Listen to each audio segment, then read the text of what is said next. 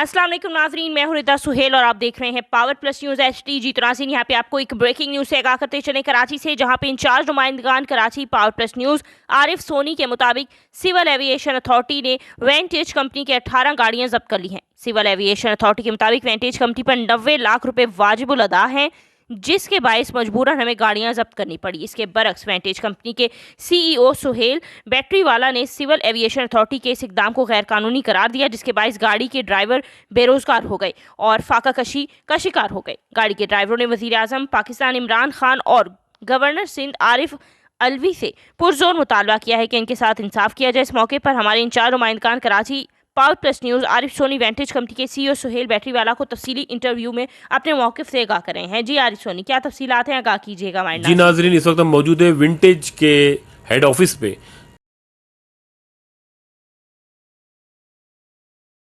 जी नाजरीन, इस वक्त हम मौजूद है विंटेज के हेड ऑफिस पे, जो आज CAA यानी कि सिविल एविएशन अथॉरिटी ने 18 गाड़ियां जब्त की हैं, जो उनका जो मौक़िफ़ है कि विंटेज पे 90 लाख रुपए वाजिबुल अदा थे। तो हम ये आज यहाँ पर मौजूद हैं हमारे सोहेल बीडी वाला, जो विंटेज के CEO हैं। तो हम इनसे ये मौक़िफ़ मालूम करेंगे कि आखिर जो 18 गाड़ियाँ ज़ब्त की गई हैं और जो 90 लाख वाजिबुल अदा हैं, इसके पीछे क्या कहानी है। जी सोहेल भाई, बहुत बहुत शुक्रिया आपका कि आज जो एक बड़ी खबर गर्दिश कर रही है कि CAA ने जो है 18 गाड़ियाँ जो है वो ज़ब्त की है। वो किस बेसिस पे की है कि वो उनका ये मौक़िफ़ सही है कि वो 90 लाख रुपये आप पर वाजिबुल अदा है? बिस्मिल्लाहिर्रहमानिर्रहीम। जनाब, थैंक यू वेरी मच, आपने हमें हमारा मौक़िफ़ जो है वो बयान करने के लिए मौका दिया। सिलसिला इस तरह से कि जिस तरह से मार्च 2020 में कोविड आया, जो कि आप सबके इल्म में है, तो विंटेज का जो एग्रीमेंट है सिविल एविएशन के साथ वो 2015 का है और बिज़नेस लाइसेंस हमने लिया हुआ है इनसे, जो कि 5 साल का है। तो मार्च 2020 तक हमने कभी भी किसी भी मंथ सिविल एविएशन को एक मंथ भी लेट पेमेंट नहीं दी, या कोई हमारे ड्यूज़ मार्च 2020 तक जो है वो सिविल एविएशन की तरफ ड्यू नहीं है। जब मार्च 2020 में कोविड का इशू आया और एयरपोर्ट को बंद किया गया, तो उसके बाद जो है वो सारा सिलसिला रुक गया। देन जब एयरपोर्ट को खोलने की बात हुई तो हमने सिविल एविएशन को एक लेटर लिखा और उस लेटर में हमने क्लियरली बताया सिविल एविएशन को कि हम इतनी लाइसेंस फ़ीस पे नहीं कर सकते, बिकॉज कि आपके पास वो ट्रैफिक नहीं है जिसकी हम लाइसेंस फ़ी आपको पे करें। तो उस पर उन्होंने हमें कोई रिप्लाई नहीं किया और 10 दिन बाद सिविल एविएशन ने हमें पूरा बिल जो है वो भेज दिया पिछले 4-5 महीनों का। और ज़ाहिर सी बात है, हमारा लाइसेंस एग्रीमेंट है, हम कोई रेंट पे तो हमने जगह ली भी नहीं है इनसे। अगर हम इनसे रेंट पे होते तो हम रेंट पे करते, लेकिन हमारा लाइसेंस एग्रीमेंट है और जब बिज़नेस लाइसेंस एग्रीमेंट है, जब हमने बिज़नेस ही नहीं किया तो उस लाइसेंस की फ़ीस किस बात की।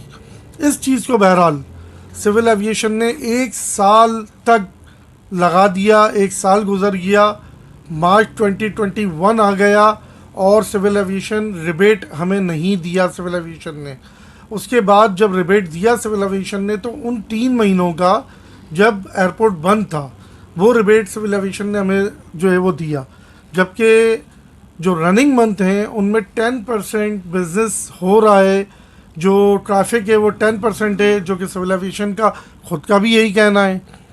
तो जब ट्रैफिक 10% है तो लाइसेंस फ़ीस भी 10% ही बनती है। एक मीटिंग हमारी इस दरमियान ऑल एयरपोर्ट कंशनरीज़ की जो है हमारी जो है एसोसिएशन बनी, उस पर मीटिंग हुई एयरपोर्ट मैनेजर से और उसमें ये डिसाइड हुआ कि 10% ऑफ द लाइसेंस फ़ी पे किया जाए। हमने वो 10% ऑफ द लाइसेंस फ़ी भी पे करी, लेकिन उसके बाद जो बिल आया, उस बिल के अंदर अगेन उन्होंने हमारी वो पेमेंट जो हमने की थी उसको अकाउंट फॉर ही नहीं किया। जब उसको अकाउंट फॉर नहीं किया तो अगेन हमने वो पेमेंट देना बंद कर दी। इस वक्त भी हम विलिंग हैं 10% ऑफ द लाइसेंस फ़ी पे करने के लिए, और हमारा एक सर्टेन अमाउंट जो है वो सिविल एविएशन के पास सिक्योरिटी डिपॉजिट है पिछले 5 साल से। 5 साल से वो अमाउंट सिक्योरिटी डिपॉजिट में है इनके पास मौजूद, और अभी भी हम 10% ऑफ द लाइसेंस फी पे करने के लिए तैयार हैं। बट सिविल एविएशन का कहना ये है कि आप नॉर्मल बिल पेमेंट कर दें, जब रिबेट आएगा तब हम आपको देंगे। तो ऐसा तो पॉसिबल है नहीं। नहीं, जैसे आपने 10% का बोला, आपने 10% जब पे करा जी। और ये बात तय हो गई कि 10% आपको देना है, जी। तो वो इस चीज़ को एक्सेप्ट करा इन्होंने? हमने जो 10% इनको पे किया वो इन्होंने अकाउंट फॉर नहीं किया, यानी उसके बाद जो बिल आया वो same as it is bill plus 1 plus हो के आ गया। उसके अंदर जो पेमेंट हमने की थी वो इन्होंने अकाउंट फॉर नहीं करी। नहीं, तो ये 90 लाख रुपए जो वो उनका जो मौक़िफ़ है, 90 लाख रुपए वो 10% के हिसाब से है या नहीं, एक्चुअल बिल जो इनके हिसाब से बनता है फुल पेमेंट का, ये उस हिसाब से है। और मेरा दूसरा, अच्छा, इसके अलावा 18 अगस्त 2020 को हमारा लाइसेंस एक्सपायर हो चुका। हमें ये हमारा सिक्योरिटी अमाउंट रिफंड करते और हमें क्लोज कर देते।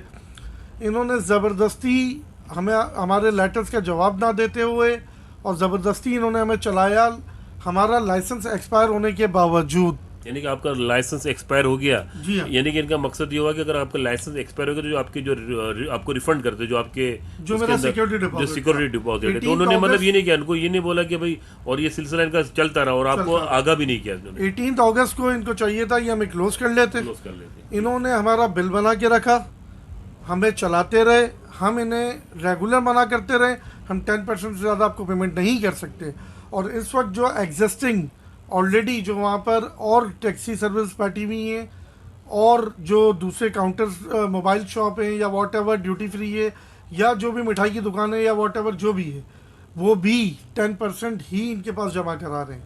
तो इन्होंने 18 गाड़ियाँ जो है वो बाउंड कर दी और आज के दिन बाउंड नहीं हुई।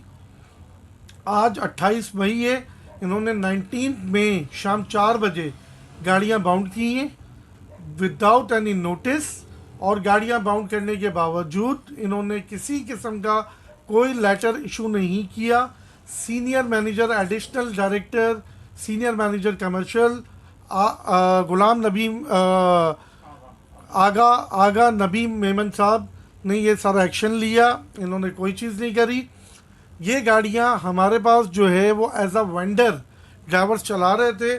उन्होंने ये गाड़ियां रेंट पे ली हुई हैं या बैंक से लीज की हुई हैं और ये गाड़ियां विंटेज की प्रॉपर्टी नहीं हैं। ये गाड़ियां उन ड्राइवर्स की प्रॉपर्टी हैं, उनको इन्होंने बाउंड किया हुआ है, जिसका ताल्लुक जो है वो उन ड्राइवरों से बनता ही नहीं है, उन गाड़ियों से बनता ही नहीं है। उन गाड़ियों की प्रॉपर्टी विंटेज की नहीं है, उनकी ऑनरशिप उन ड्राइवरों की है। यानी ड्राइवरों की जो आपने बताया कि इनकी ओनरशिप ड्राइवरों की है, तो ड्राइवर तबका तो ज़्यादा मुतासिर हुआ ना। इसका मकसद ये हुआ कि वो देखेंगे प्राइम मिनिस्टर साहब ने जो कोविड का जो दिया हुआ रिलीफ, एक तो वो रिलीफ इन्होंने नहीं दिया। उसके बाद उन गरीब लोगों का जिनका 5,000 रुपये पर डे उसका एक्सपेंस है उस गाड़ी का, वो इन्होंने पिछले एक हफ्ते से गाड़ियाँ बाउंड करके रखी हुई हैं। अब मुझे ये बताइए कि वो गरीब आदमी कोई गैर कानूनी काम करे या कोई गलत काम नहीं करेगा तो वो क्या करेगा। हमने इनको कहा आप ऑनलाइन व्हीकल वेरिफिकेशन पे चेक कर सकते हैं।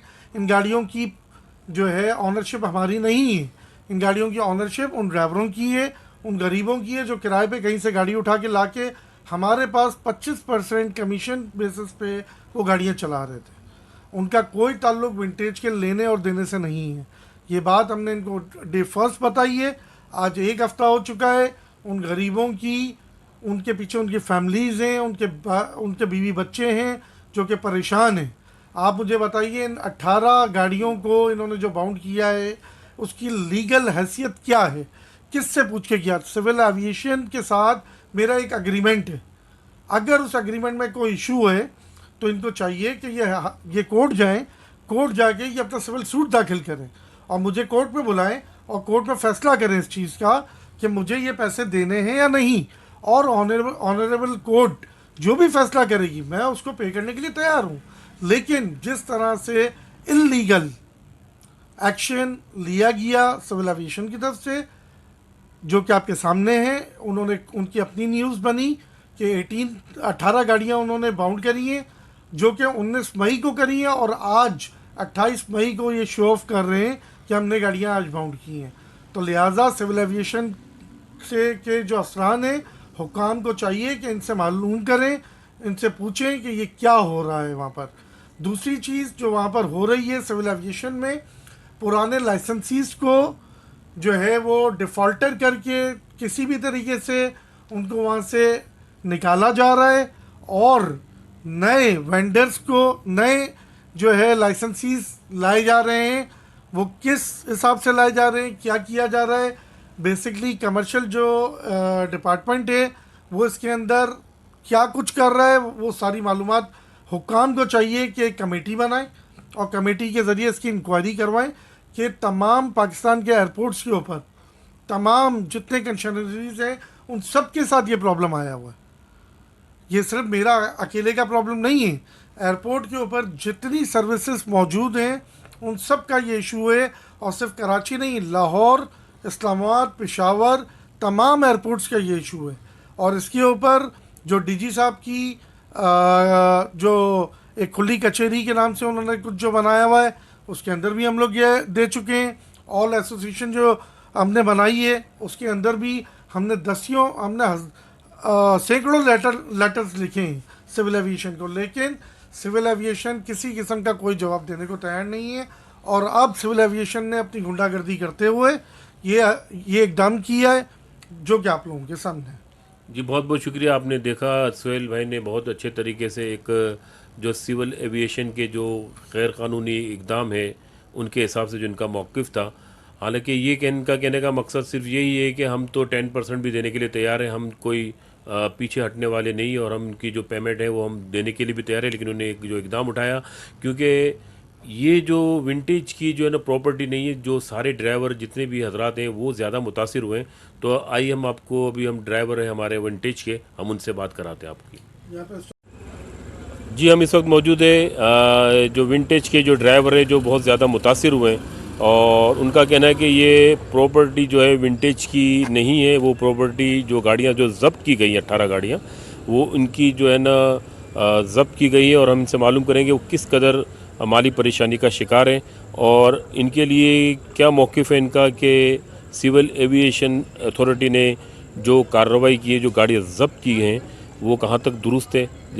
जी आपका नाम? मोहम्मद हनीफ। जी मोहम्मद हनीफ साहब, ये आप कब से ये ड्राइवरी का काम करते हो, और आज का जो इतना बड़ा इशू उठा है तो आप क्या बोलेंगे इसके बारे में? सर मुझे तो विंटेज में 7 साल हो गए तकरीबन ड्यूटी करते हुए, और ये जो सर गाड़ियाँ इन्होंने पकड़ी बिल्कुल नाजायज़ है सर। ये हमारी वेंडरों की गाड़ियाँ हैं और हम किस्त पे गाड़ी उठाई हुई जैसे हम लोगों ने, तो घर भी चलाना है, हमें किस्त भी भरना है, तो हम ये कहाँ से पूरा करेंगे। ये बिल्कुल नाजायज़ हो रहा है सर, आप इस पे देखें सर। नहीं तो आपने अभी क्या हिकमत अमली अपनाई है कि इसके लिए क्या करेंगे, जो इन्होंने जो गैर कानूनी जो काम जो इन्होंने इकदाम उठाया है इन्होंने, तो इसके लिए आपने क्या मतलब हिकमत अमली को तैयार की है? सर हमें देखें ना सर, हमें 5,000 रुपये पर डे नुकसान हो रहा है। तो आप हम गरीब आदमी हैं सर, छोटे छोटे बच्चे हैं हमारे सर, तो हमारी ये गाड़ी मिलनी चाहिए। सही है, हमारी किस्तों की गाड़ियाँ, और समझ लें 5,000 पर डे हमें नुकसान हो रहा है इसका। विंटेज ने सर इसका कोई लेना देना नहीं है हमारे से, ये हमारी गाड़ियाँ हैं, विंटेज से कोई लेना देना नहीं है हमारा। जी आपने देखा मोहम्मद हनीफ साहब ने, इनका कहना है कि रोज़ाना 5,000 रुपये जो है इनकी जो है ना एक ख़र्चे हैं इनके गाड़ी के अपने, और उनके अपने घर के खर्चे वो किस तरह पूरा करते होंगे, क्योंकि एक हफ़्ता हो गया और एक हफ़्ते से मुसलसल वैसे भी कोविड का मसला है, कोविड-19 का मसला है, और इसके अंदर हुकूमत की तरफ से वैसे भी इतनी पाबंदियाँ हैं, सख्ती भी है। और मैं बल्कि हकाम बाला से ये अपील करना चाहता हूँ कि ये जो कोविड-19 से जो मुतासिर हुए हैं उनके लिए हकाम बाला कोई ऐसा इकदाम उठाए ताकि इनकी जो गाड़ी उनको वापस मिल जाए। हमारे दूसरे ड्राइवर हैं मोहम्मद आरिफ साहब, उनसे भी हम मौक़िफ़ लेंगे कि उनके साथ जो गाड़ियाँ ज़ब्त की गई है क्या पोजीशन है उनकी। जी अस्सलाम वालेकुम, मेरा नाम मोहम्मद आरिफ है।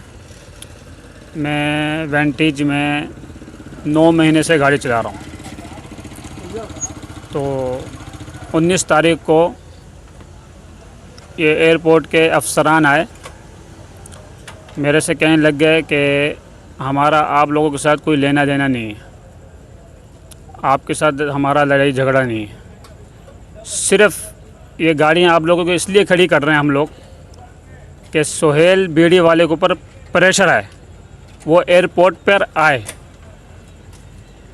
हमने कहा ठीक है। तो हमने यानी गाड़ी- कि मतलब यानी कि सिर्फ इस वजह के सोहेल भाई यहाँ पर आए आपके पास और वो ताकि जो है ना वो हमारे साथ बात करें। बात करे, हाँ। यानी कि लीगली तौर पे अगर वो देखने जाए तो गाड़ी को जब्त नहीं कर सकते, नहीं कर सकते। जब्त नहीं कर नहीं कर सकते। सकते। फिर भी इन्होंने जब्त इसलिए किया है कि इनको प्रेशर डालना था और उन्होंने ये बात कही, ऑन रिकॉर्ड बात मौजूद है ये। मेरे को जो आगे बोली मैं वो बात कर रहा हूँ। तो आप यकीन से कह सकते हो कि ये बात जो है इन्होंने कही है। जी। तो ये आप देख सकते हो कि सिविल एविएशन बीड़ी वाला दूसरे दिन आया। जी सोहेल बीड़ी वाला दूसरे दिन 1 बजे आया। 1 बजे से लेकर 6 बजे तक एयरपोर्ट पे था वो। सोहेल भाई आए आपके पास? जी। अच्छा। 1 बजे से लेकर 6 बजे तक वो एयरपोर्ट पे थे। फिर बाद में मेरी मुलाकात हुई तो कहने लगे हमारे से तो नहीं आगे मिले, वो हमारे साथ मुलाकात नहीं की। हमने कहा भाई आप हमसे कह रहे थे कि वो इधर आए, वो इधर आया तो आप लोगों से मुलाकात की नहीं की, उसमें हमारा कोई लेन देन नहीं है। हमारा सिर्फ इतना लेन देन है वेंटीज के साथ कि वो हमको काम देता था और 25% लेता था वो, और एयरपोर्ट की पार्किंग हम लोग यूज़ करते थे। सीए वाले 5,000 रुपया महीने के लेते थे पार्किंग के। हम लोग डेली का रोज़ की कमाई रोज़ कमा के रोज़ घर लेके जाते थे। अभी 10 दिन से बेरोज़गार हैं।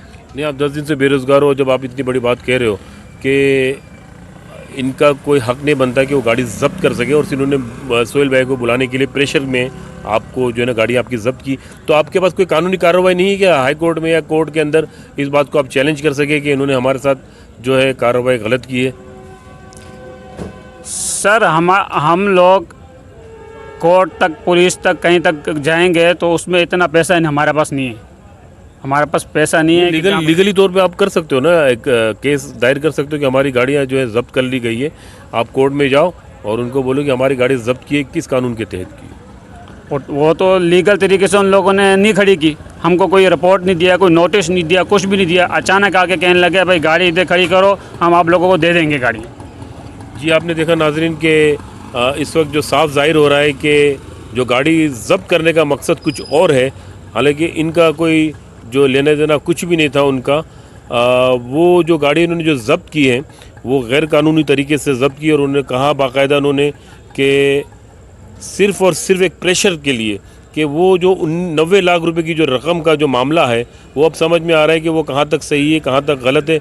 हमने सोहेल भाई से भी हमारा आपने मौक़िफ़ सुना कि सोहेल भाई बोल रहे कि हम जो है वो आपके 90 लाख रुपए जो है देने के लिए तैयार है, लेकिन 10% के हिसाब से जो रकम बनेगी हम आपको वो पे करेंगे, क्योंकि बिज़नेस अगर स्टार्ट होगा, अब 1 हफ्ते से उनका बिज़नेस जो है वो बंद पड़ा हुआ है, और आप देख सकते हो कि वो रोज़गार का इनका मसला है। वैसे कोविड-19 के मसले मसाइल अलग हैं, तो इसी हिसाब से वो बहुत परेशान है, और हमारी यही हक्काम बाला से गुजारिश है कि इनके जो मसले मसाइल है वो इतनी फ़ीस भी पे नहीं कर सकते कि वो कोर्ट की फ़ीस करे और लीगल तरीके से वो गाड़ी जो जब्त की है वो वापस निकाल सके अपनी।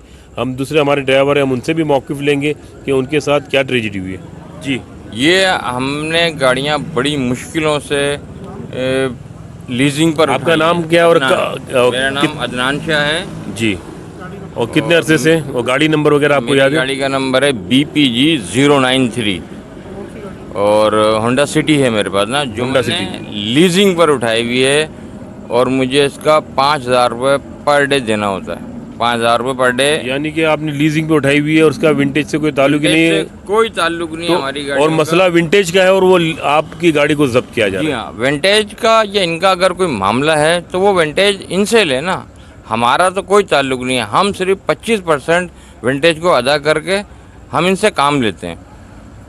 विंटेज की अगर इनको विंटेज से कोई लेने देना है तो ये विंटेज की मलकियत पे कब्जा करें या पकड़ें या जो भी करें ना। जी, बहुत बड़ी आपने अच्छी बात की कि अगर विंटेज का मसला है तो उनकी प्रॉपर्टी आप जब्त करो, ना कि उसकी जो लीजिंग पे गाड़ी दी, वो जो गरीब बेचारे जो गाड़ियाँ लीजिंग में निकालते हैं, किस तरह वो विंटेज को 25% पे करते हैं, किस तरह वो अपनी किस्तें अदा करते हैं, किस तरह वो अपना घर चलाते हैं, इनके साथ बहुत ज़्यादा नाइंसाफ़ी हो रही है।